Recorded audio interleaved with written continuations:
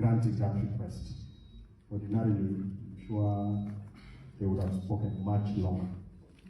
And even as comrades, we'd have wanted to really listen to all of us, and also have an opportunity to provide feedback, as well as ask many questions. Now it's more than a year. I remember the first conversation or engagement we had was somewhere in downtown, I think in the CBD of Nairobi. And we had a lot, and the team was much bigger than it is today. But if you remember those conversations, I'm sure some of them have become valuable over time. Some are probably not useful. But here we are, celebrating 1 year. Some of you are transitioning to life outside the institutions of higher learning, whether it's the universities, the technical institutions. And before we came in, I was asking a lot of questions. Who is a member of OCA?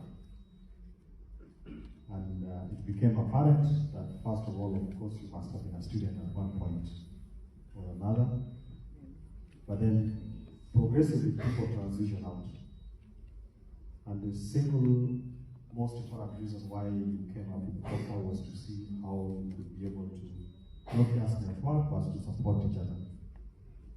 Now, growing up as a young man, we never had an opportunity like this where we listened to those who are senior or those who had gone through the same kind of schooling like yourselves.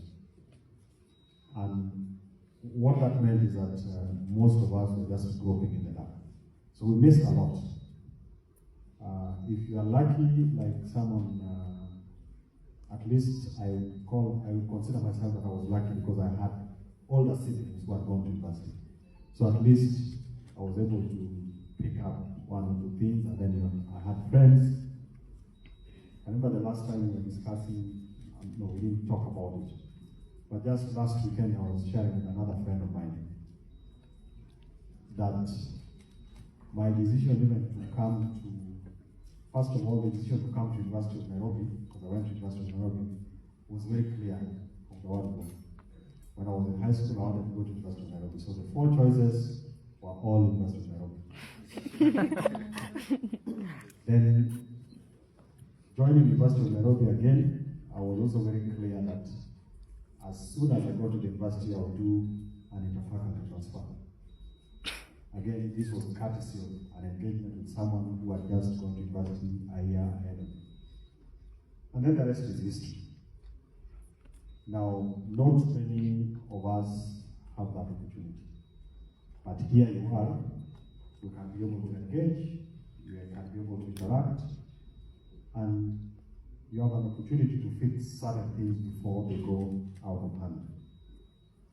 So allow me to speak to 4 things, then, because I know it's past dinner time, and I'm the one standing between you and the meal that the good engineer here keeps talking about.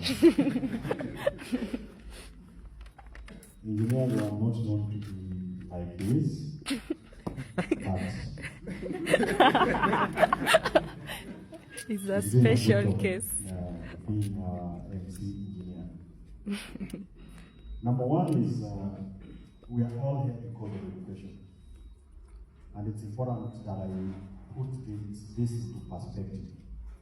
And as a government, what is it that we are doing in education, and why is it important for us to understand? When President Ruto was campaigning to be the president of this country, he looked at education, what the problem was, and what was needed to be done. Number one was that our children were not having enough teachers in classrooms. So you go to a school, you probably have 2 or 3 teachers employed by the government, the rest volunteer, like some of you know from time to time we volunteer. And that meant that our students